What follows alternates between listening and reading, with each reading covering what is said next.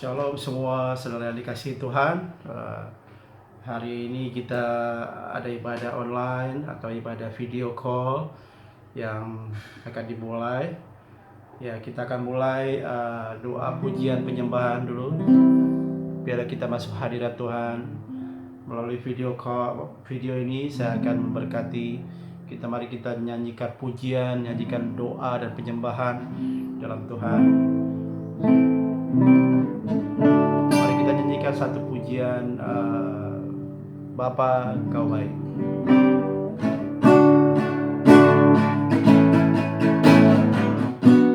Haleluya.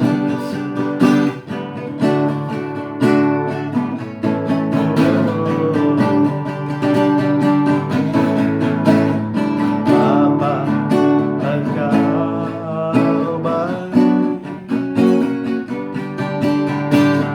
Bapa Engkau baik.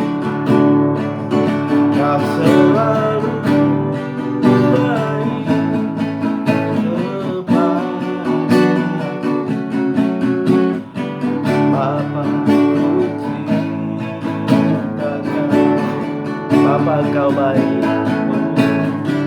Bapa Engkau baik. Bapa Engkau baik. Kau selalu baik kepadaku. Bapa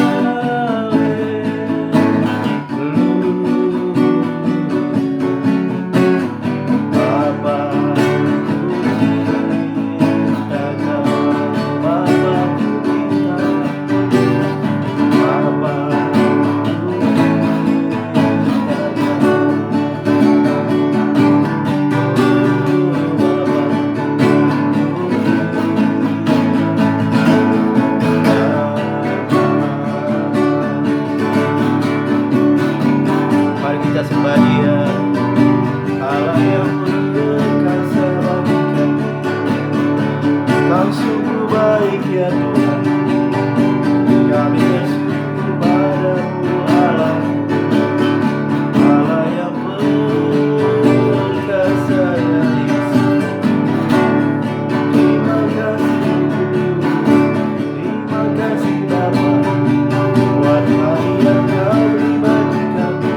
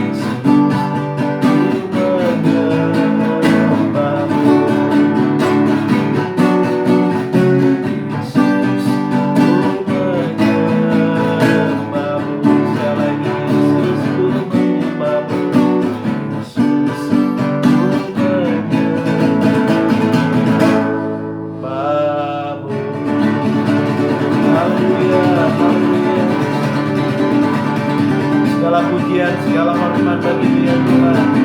Nama-Mu yang kami sembah, kami tinggikan Allah yang berkuasa. Terima kasih Roh Kudus buat hari yang Kau beri bagi kami dalam nama Yesus. Oh, terima kasih atas doa pujian kami ya Bapa dalam nama Yesus. Hamba bersyukur dan berdoa, haleluya. Amin. Ya, shalom semua buat keluarga SOG di mana di rumah maupun di tempat-tempat di bilik atau di mana kita akan nyanyikan satu pujian khusus buat sukacita, yaitu kita nyanyikan satu buah lagu pujian, kita naikkan hari ini kurasa bahagia. Haleluya. Oh Yesus, mari kita nyanyikan semua, hari ini kurasa bahagia.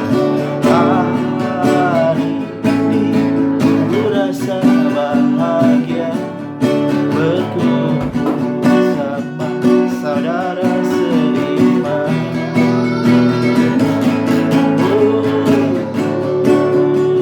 Tuhan Yesus telah satukan kita tanpa memandang di antara kita.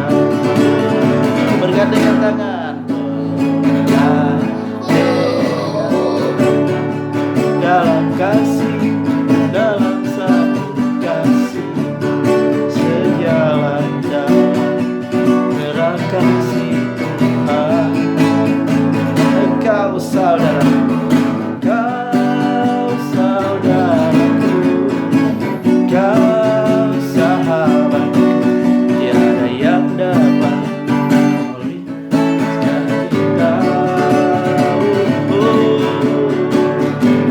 kau saudaraku, kau sahabatku, tiada yang dapat memisahkan kita.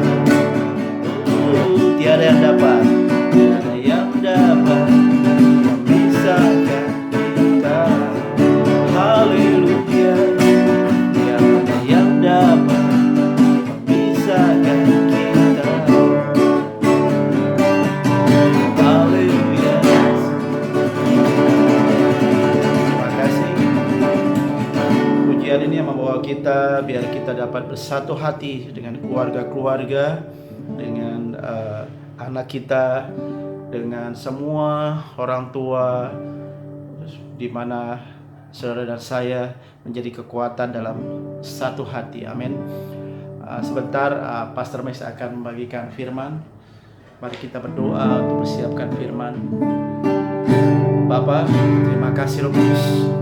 Saat ini hamba berdoa melalui video ini Tuhan Yesus, kiranya kami diberkati melalui pujian, melalui penyembahan kami Tuhan, melalui doa kami ya Bapa. Sekali lagi berkati buat doa pujian penyembahan kami dalam tangan Yesus. Terima kasih Roh Kudus, terima kasih Bapa. Persiapkan firman, kasih anugerah-Mu Tuhan terus atas kami, setiap keluarga-keluarga yang saat ini ada di rumah ya Bapa. Berkati mereka, berkati semua di dalam perkumpulan ibadah di rumah masing-masing Tuhan. Terima kasih Roh Kudus, terima kasih Bapa. Kami mengucap syukur atas kasih setia. Mari kita nyanyikan satu buah lagu.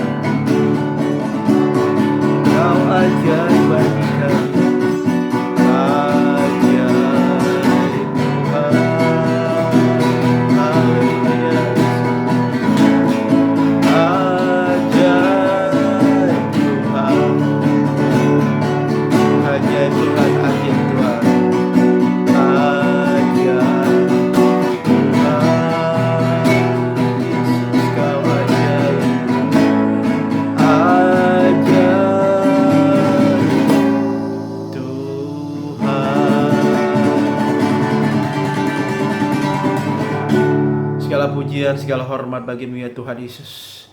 Hamba-Mu berdoa buat Pastor Mace yang akan menyampaikan firman melalui video WhatsApp ya Tuhan Yesus.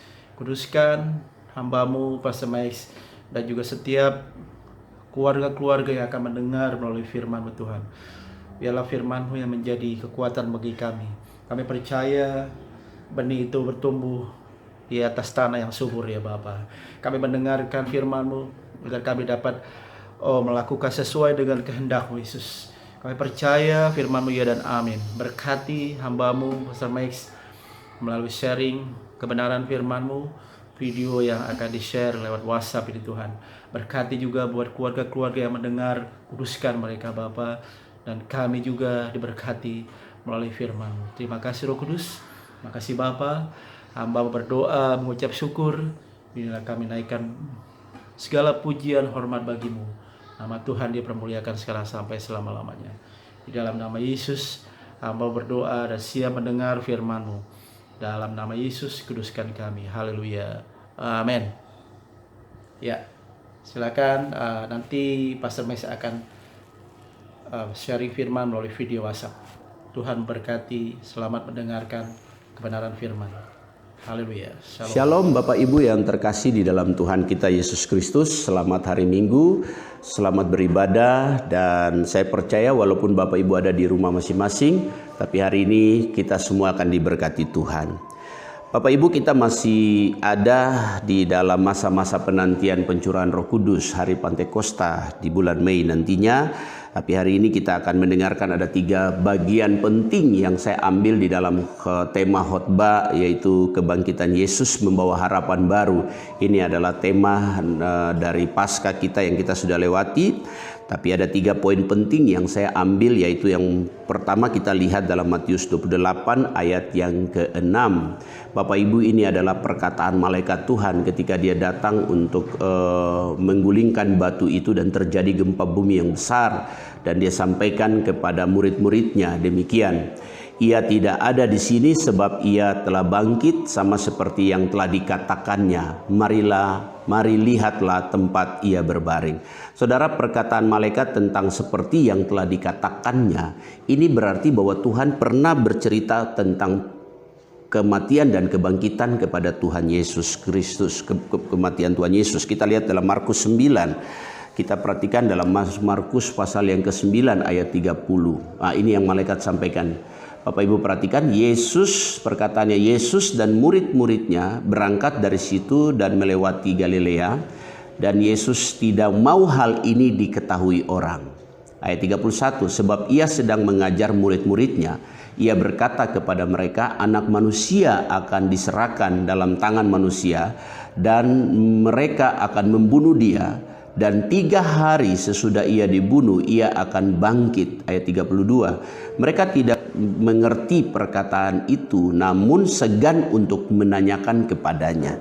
Bapak Ibu, apa yang disperkan murid ini? Bahwa Yesus memberikan mereka pesan-pesan profetik, pernyataan-pernyataan daripada Bapa kepada Yesus pada saat pertama kali Yesus menemukan 12 murid ini dan membawa mereka untuk penginjilan pertama. Yesus sudah sampaikan bahwa anak manusia akan menderita dan mati dan akan bangkit pada hari yang ketiga. Nah, peristiwa ini malaikat ingatkan kembali kepada murid-muridnya bahwa Tuhan yang sama yang dulu berjalan dengan kalian semua, itu juga yang sekarang ini ada dengan kamu, dan dia akan mendahului kamu ke Galilea dan menantikan di sana. Apa maksud dari perkataan ini adalah supaya walaupun Yesus pernah ada dengan mereka dalam waktu yang singkat, tapi dia bangkit, dia tetap Allah yang berfirman, dia tetap menyampaikan isi hatinya kepada murid-muridnya. Dan ini dia berjanji dia tidak akan pernah berdusta. Ini perkataan yang pertama dari malaikat. Yang kedua, Bapak Ibu kita perhatikan, yang kedua adalah ayat yang ke-7, dan segeralah pergi dan katakan kepada murid-muridnya bahwa ia telah bangkit dari antara orang mati. Ia mendahului kamu Galilea, di sana akan melihat dia, sesungguhnya aku telah mengatakannya kepadamu. Saudara, yang saya kasih garis bawahi di sini adalah, saudara, Bapak Ibu sekalian, ia telah bangkit dari antara orang mati. Satu peristiwa penting lagi Kenapa Yesus mendahului murid-muridnya ke Galilea? Karena ada sebuah histori perjalanan bersama murid-muridnya pada masa dulu dia ada bersama dengan murid-muridnya. Dia mau ingatkan kepada mereka bahwa ketika dia mati dan bangkit dalam peristiwa ini, ada kuasa yang lebih besar yang kamu akan kerjakan. Saudara tahu firman-Nya juga katakan bahwa kamu juga akan melakukan perkara-perkara yang pernah aku lakukan karena aku pergi kepada Bapa. Ada otoritas yang sangat besar karena penggenapan janji Tuhan ini sudah digenapi lewat kematian dan kebangkitan. Saudara lihat. Nah, bagaimana murid-murid dengan Tuhan Yesus bersama Tuhan Yesus ini begitu lama mereka ikut Tuhan. Bahkan saudara tahu di hari-hari di mana dia mau mati saja, penderitaan, dia harus dihukum, disidang dan sebagainya, bahkan sampai mati di kayu salib. Semua lari bisa tinggalkan dia dalam keadaan yang sangat menjepit ini. Tiba-tiba dia bangkit. Dan dia tetap melakukan apa yang diperintahkan oleh Bapaknya. Dia begitu mengasihi murid-muridnya. Dia harus kembalikan mereka kepada posisi panggilan mula-mula pada saat mereka ikut bersama dengan Tuhan Yesus, saudara. Nah, di dalam kitab Roma kita lihat sebentar. Roma pasal yang ke-8 ayat 31 sampai 39. Saudara perhatikan bahwa kematian kebangkitan Tuhan Yesus, dia bangkit dari orang mati, saudara. Ini membuktikan bahwa iman kepercayaan kita, murid-muridnya itu akan semakin kuat, lebih kuat lagi, saudara. Nah, perhatikan ayat 31 dalam Roma 8. Sebab itu, apakah yang akan kita katakan tentang semuanya itu? Jika Allah di pihak kita, siapakah yang akan melawan kita? Nah, sekarang saudara ada di rumah masing-masing. Saudara harus merenungkan. Yang pertama tadi adalah perkataan firman Tuhan, ada janji Tuhan. Yang kedua, saudara harus memiliki kuasa kebangkitan, yang artinya di dalamnya juga punya keyakinan iman yang kuat begitu. Siapa yang akan melawan kita? Tidak ada, saudara. Tuhan yang hidup di dalam kita, Tuhan yang akan membela kita. Ayat 32. Ia yang tidak menyayangkan anaknya sendiri tetapi yang menyerahkannya bagi kita semua. Bagaimana ia mungkin tidak akan mengaruniakan segala sesuatu kepada kita bersama-sama Dia?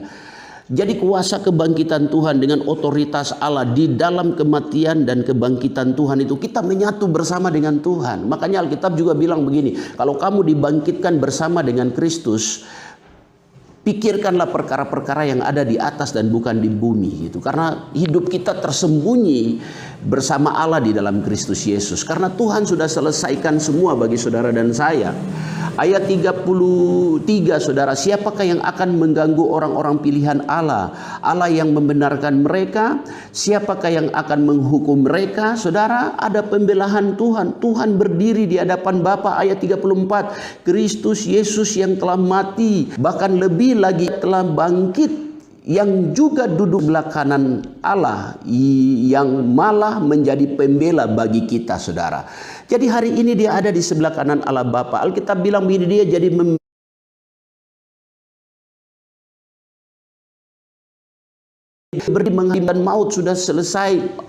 Kalau maut, sakit, penyakit, semua persoalan, semua sudah selesai. Tuhan berdiri bahkan menjadi pembela di antara saudara dan saya. Ayat 35 kita perhatikan.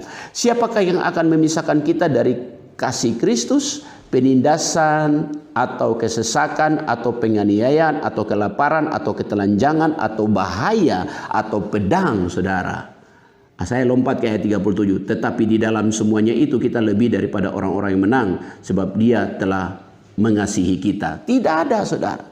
Tidak ada yang bisa menghalangi kita, saudara. Penindasan, kelaparan dan sebagainya, situasi yang hari ini kita juga hadapi lewat COVID-19, virus corona ini. Tidak ada yang bisa pisahkan kita dari kasih Kristus di dalam peristiwa kematian dan kebangkitan. Dia tetap siara. Perhatikan murid-murid yang selama ini ikut dengan Tuhan. Mereka juga buat kesalahan. Petrus menyangkal Tuhan Yesus 3 kalinya, saudara. Tapi tetap Tuhan datang temui mereka. Tuhan temuin keluarga mereka. Tuhan ketemu Maria Magdalena. 7 roh jahat yang mengikat dia pun juga dibebaskan, saudara. Hari ini Tuhan sedang menemukan saudara di rumah-rumah saudara masing-masing. Saya kembali kepada ayatnya yang kedua, Matius 28 tadi kita perhatikan. Di situ disampaikan bahwa Ia telah bangkit dari antara orang mati, ayat ke-7 ya. Ia mendahului kamu ke Galilea, di sana kamu akan melihat dia. Sesungguhnya aku telah mengatakannya kepadamu. Saudaraku, kenapa Tuhan harus kembali ke Galilea? Galilea ini sebuah tempat di mana Tuhan pernah ada dengan murid-muridnya. Galilea ini juga bicara ketika murid-muridnya Tuhan menyuruh mereka ke sana. Di sana mereka akan mengalami yang namanya penyegaran rohani. Mereka kembali, fungsi keimaman ini harus kembali. Yesus harus menunjukkan kepada murid-murid di Galilea itu adalah pondasi ketika mereka ikut Tuhan, pondasi kerasulan, pondasi yang dimana apostolik, profetik, rasul-rasul ini kembali kepada pengajaran yang murni daripada Tuhan. Di sana mereka mengerti kenapa Tuhan suruh mereka ke Galilea. Mereka diingatkan kembali, ada pembaruan motivasi pelayanan mereka yang mungkin sudah menyingkir jauh. Saudara, saya merenungkan hari-hari ini juga dalam diri kita masing-masing umat Tuhan. Saudara di rumah masing-masing mulai merenungkan, saudara ikut Tuhan jadi orang Kristen apakah untuk tujuan supaya saudara diberkati? Saudara tidak akan ketemu Tuhan. Saudara akan tidak mendapat sesuatu yang murni dari Tuhan. Motivasi saudara harus benar. Kita harus sungguh-sungguh percaya bahwa kita ikut Tuhan ini karena kita mengasihi Dia dan Dia telah mati dan bangkit bagi kita. Ada hari esok, ada pengharapan. Saudara, di saat-saat virus corona ini banyak kita refleksikan diri. Nah, di Galilea juga ini bicara tentang refleksikan kembali, saudara. Motivasi pelayanan kita kembali dimurnikan, saudara. Saya melihat apa yang terjadi di Galilea ini juga membawa prinsip pada pembaruan prinsip dari masa-masa transisi, pembaruan orientasi hidup itu dikembalikan kembali, saudara. Seperti Petrus, Yohanes, Andreas, Yakobus, mereka murid-murid Tuhan Yesus ini yang Bapak Ibu perhatikan, mereka ini hidup di pinggiran danau dengan mata pencahariannya sebagai nelayan. Perahu mereka bertolak ke tengah danau untuk mencari ikan dan sebagainya. Tiba-tiba harus tinggalkan mata pencarian mereka dan Tuhan bilang, ikut aku akan menjadikan engkau penjala manusia. Saudara, mereka harus tinggalkan mata pencarian mereka, bahkan lebih daripada itu tinggalkan keluarga mereka. Betapa pentingnya Tuhan harus ke Galilea untuk apa? Memuridkan ulang lagi, membawa pondasi kasih mula-mula kepada murid Tuhan Yesus. Nah, hari-hari ini saudara, Tuhan sedang mengingatkan Bapak Ibu saudara dengan saya untuk apa? Mulai berdiam diri. Kita juga bersyukur dengan peristiwa virus corona ini, Bapak Ibu. Disinilah kita bertobat, kita merendahkan diri mencari wajah Tuhan. Paradigma kita, konsep kita tentang pelayanan, tentang gereja, tentang bisnis, tentang usaha, tentang rumah tangga, semua kita bongkar semua, hancurkan semua, bangun mezbah yang baru seperti yang Tuhan inginkan. Saya teringat ketika di kitab 2 Raja 11, kalau salah ingat, Eli juga pernah membongkar mezbah yang lama dan membangun mezbah yang baru. Apa yang menjadi tujuan daripada mezbah? Yaitu berurusan dengan 450 nabi Baal, saudara. Roh jahat begitu banyak di dalam bangsa dan negara kita. Kehidupan manusia semakin jauh dari Tuhan. Penyembah-penyembah berhala, okultisme, roh-roh teritorial, roh-roh dari adat istiadat. Hari-hari ini semua Tuhan bilang apa? Bongkarkan semua, hancurkan, bangun kembali mezbah yang baru. Bapak Ibu kalau lihat di dalam kitab Yosua 24 tentang perjanjian Allah di Sikem, pembaruan perjanjian di mana Tuhan memanggil Yosua. Disitulah Yosua bilang, berhenti sampai di sini. Kita harus adakan berubah perjanjian kita kembali. Kalau tanah Kanaan pernah perjanjian sudah ada di depan, tempat susu dan madu ada di depan kita. Kita tidak boleh lagi mengikut Allah orang Amori, Allah nenek moyang kita yang pernah kita sembah. Kita tidak boleh lagi membawa kehidupan kita yang lama untuk masuk ke tempat perjanjian yang baru, tanah perjanjian yang baru. Hari ini Tuhan akan saudara bisnis yang baru, rumah tangga mengalami pemulihan, gereja saudara akan mengalami panggilan mula-mula, jemaat akan hidup di dalam otoritas kekudusan dan berkat Tuhan. Kalau saudara mengetahui peristiwa ini, 3 hal ini yang saya sampaikan kepada saudara. Nah, di rumah masing-masing mulai merenungkan, pegang janji firman, mulai ingat bahwa ada kuasa di dalam kematian dan kebangkitan Tuhan Yesus, hidup dalam kuasa kebangkitan Tuhan Yesus dengan percaya, dengan iman, dan mulai melangkah dengan harapan baru. Bapak Ibu tahu Tuhan akan memulai berperkara bagi saudara. Kita ucap syukur karena Tuhan sudah memberikan kesempatan kita melewati wabah virus ini, dan kita akan terus berjalan Tuhan memasuki masa-masa ke depan. Terus berdoa bagi pemerintah kita masing-masing, berdoa bagi tetangga, semua keluarga kita akan melihat sesuatu yang baru. Mari saya ajak kita saya tutup di dalam doa, saya ajak kita berdoa bersama untuk pemulihan dan Tuhan bagi kita semua. Mari kita berdoa. Bapa di surga, Bapa untuk jemaat yang telah dengar firman di pagi hari ini, bahkan siang dan juga sore hari, yang ada di Papua, yang ada di Jakarta, bahkan di Batam, di Malaysia, juga rekan-rekan kami yang ada di jaringan doa, juga kelompok-kelompok kegerakan doa, gereja-gereja, bahkan semua kami hari-hari ini biar kami merenungkan betapa hebatnya Tuhan dari kuasa kematian dan kebangkitan-Mu Tuhan. Kami tetap hidup hari ini karena Tuhan Yesus hidup. Kami sehat karena Tuhan berikan kesembuhan, bahkan Tuhan memberkati hari-hari. Masa depan kami akan semakin baik. Kepengenalan akan Kristus Yesus ini lebih mulia, kata Paulus, lebih mulia dari semuanya. Oleh sebab itu Paulus menganggapnya sampah supaya memperoleh Kristus. Hari-hari ini kami semakin mengerti, memahami Tuhan Yesus. Kami belajar lewat proses hidup. Kami belajar lewat kesalahan-kesalahan. Kami mau saling mengampuni, memberkati satu dengan yang lain. Terima kasih Tuhan. Kami percaya, oh Tuhan, kuasa kebangkitan Yesus ini akan membawa harapan baru sambil kami menantikan pencurahan Roh Kudus di hari Pantekosta di bulan depan nantinya. Kami percaya waktu-waktu pemulihan ini sedang terjadi. Berkati semua umat-Mu yang hari ini mendengarkan pesan Tuhan. Di dalam nama Yesus Kristus hamba berdoa. Haleluya. Amin. Amin. Amin. Shalom. Tuhan memberkati kita semua.